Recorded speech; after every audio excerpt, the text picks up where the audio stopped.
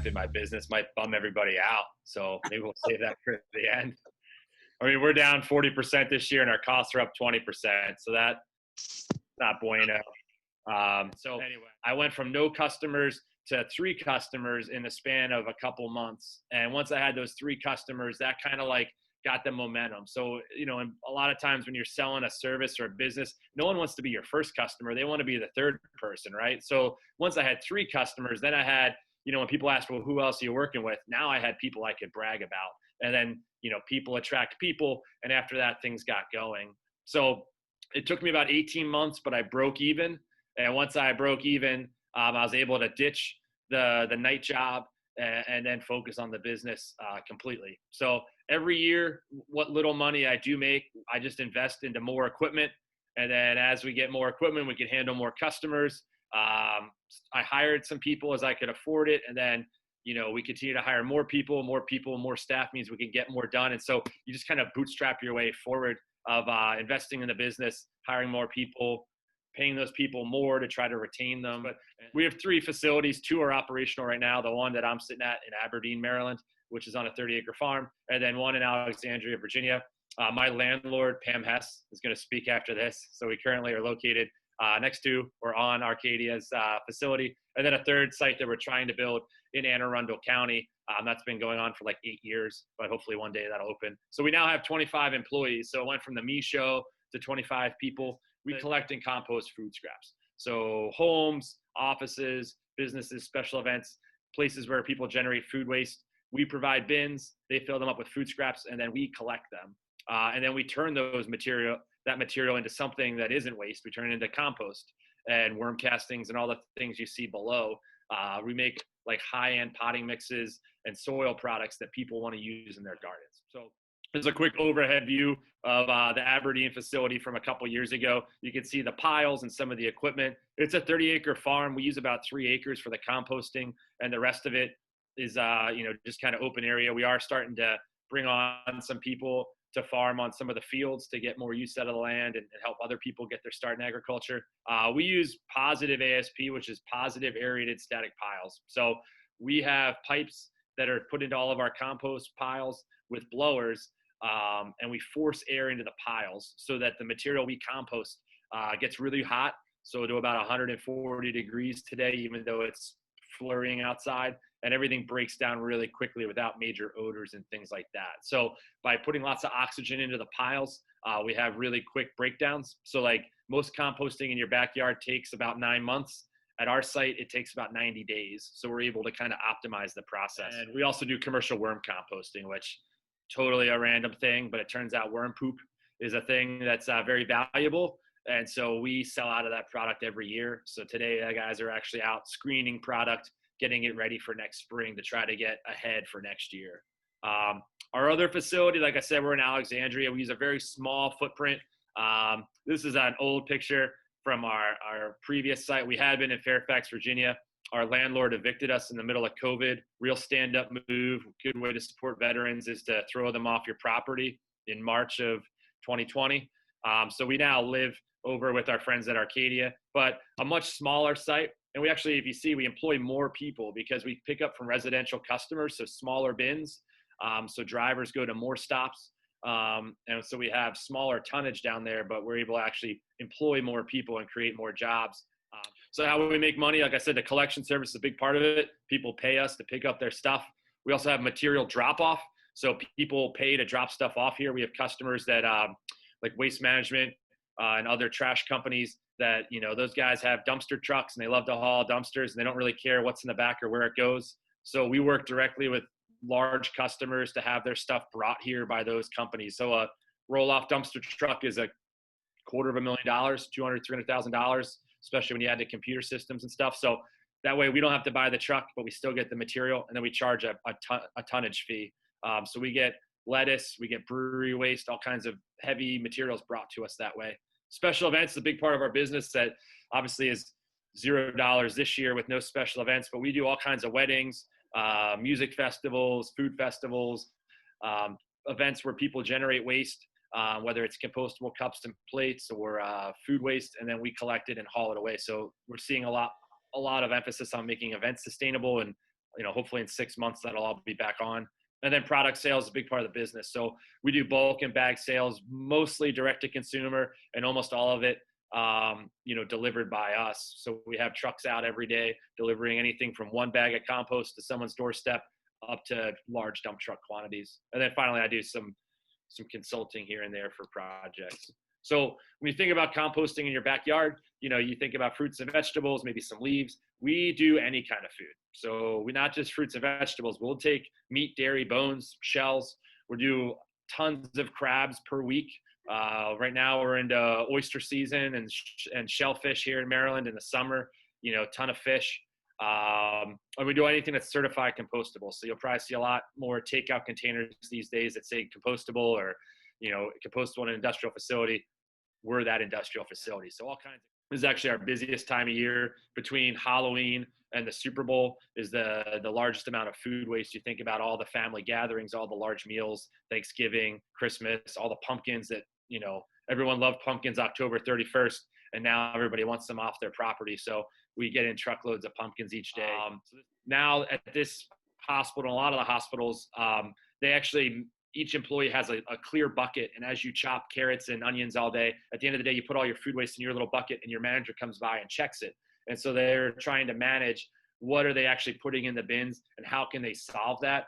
And so the less food waste you have, that means the less food that was prepared and wasted and the less money you spent to buy and prepare that food. So a lot of our customers, when they start with us and they start to separate their food waste, you start to pay attention to it. So you may say, oh, there's no waste in my kitchen or at my hospital. And then day one, when you put it in this bin instead of your trash can, you notice that there's a whole bunch of chicken breasts in there. Well, why did we cook all those today? Let's change how we do our food preparation. Let's change how we do our ordering. And so we see 20 or 30% reduction in food waste a lot of places where we go, which it goes outside to the loading dock, and then our trucks pick up the bins. So our model is a clean bin swap. A lot of people are worried about odors, smells, pests, things like that. We bring a clean bin every time, and we take away your dirty ones. So that's cleaner than your current trash service. So that helps to alleviate a lot of people's concerns about pests, odors, and things that you associate with food waste. All the bins come back, they get dumped out. So you can see there's like a base of wood chips here on the tipping pad, which is a large concrete area. We'll tip all the bins out. One of our biggest challenges is trash. So we're always trying to defeat trash from getting into our bins. We work a lot with our customers on signage and education because, as you can see, Monte's wearing blue gloves. It's me, Monte, and the guys wearing blue gloves and rubber boots picking the stuff out. There's no robots here. There's no machines. It's by hand. And once material comes to our site, I own it for life. So we're either going to compost it and sell that product, or we got to figure out a way to dispose of it. So if we do 100 tons a week and 1% is trash, that's a ton of trash that came onto our property. And it's not bricks. It's light, fluffy plastic. It's packaging. It's all kinds of small little pieces. So it's a real pain in the butt to pick all that stuff out, because you, as the person home gardening, you don't want saran wrap or a piece of glass in your finished product. So we got to make sure that we mind the trash. So this is where kind of the rubber meets the road. We do a lot of picking by hand at the start, because our model for composting is to set it and forget it, around co-rotisserie. We're going to mix these wood chips and these food scraps together, and we're going to put it on our aerated system, and then we're not going to touch it for 30 days. So we need to get our moisture content and our ingredient mix figured out. So everything gets mixed with a loader and placed onto the pile and aerated, and breaks down over 30 days. And we'll check the temperatures and make adjustments as we need, either add more air or less air to break it down. And then you can see the piles here, and then we'll screen it, because you want to get that nice fine material that's at the end of the conveyor belt there. And out the other end of the screener comes larger pieces of wood chip that don't break down, oyster shells, a bottle or can. So we'll go through that over material, that large material, pick out any trash that might be in there, and then recycle it back into the process. So wood chips from a tree company, it may take them 3 or 4 times through the process to finally break down small enough to end up in the compost. We'll just keep turning it over and over through the process until it's nice, fine material. So these are all the products we make. Like I said, quick COVID, I guess, note is that, like, somewhere along the way, I kind of got distracted by the collection business, and we were a collection company that also composts the material. And with the collection business just getting absolutely hammered. So like we had guys in DC that collected exclusively from office buildings, and then everyone turned off their office buildings. So we have guys, drivers that have no route.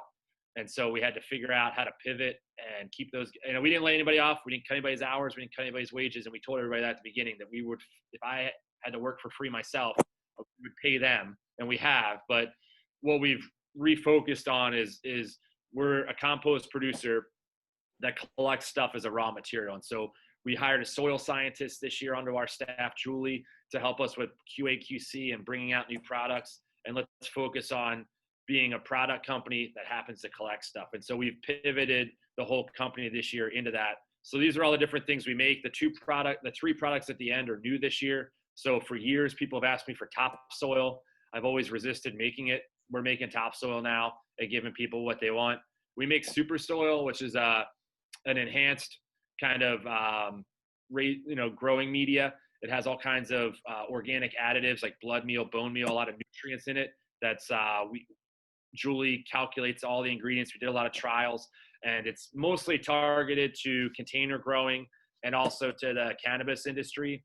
So there's other products out there towards the cannabis industry, and our super soil beat them in the trials. So we want to start to roll that out next year and really market that to the cannabis industry, because I think the product we are making is superior to what is currently available. And then finally, biochar. So biochar is a type of charcoal that you can make that is, when mixed with other ingredients, really helps plant growth. And so that's a product that we're making. So if you come here most days, our guys have like these little metal kilns that we reverse engineered, and we're making charcoal and making that biochar product, which is right now we're the only people in the region that are making all or most of these products right here.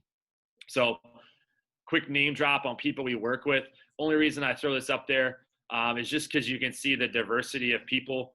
Obviously things like Google and Facebook, some of our office customers, little or no action right now as they idle their offices, but we have a lot of other kind of varied customers. Wawa, we collect from a lot of the coffee grounds from a lot of their stores.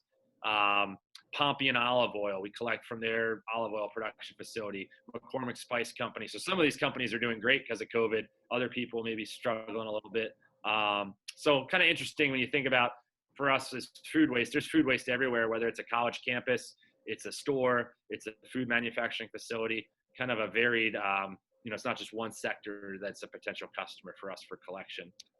And then just in terms of quick challenges and advice, and then I'll stop so I leave time for Pam, is I didn't know about the business role when I came into it, so I just tried to focus on learning what I could. So I used my GI Bill to go, that covered for half of my MBA for night school. I worked with the SBDC, the Small Business Development Center. So, that's something that's out there. If you're looking for a free resource, you don't need to necessarily hire a business coach. SBDCs are free, and they're in every town in America.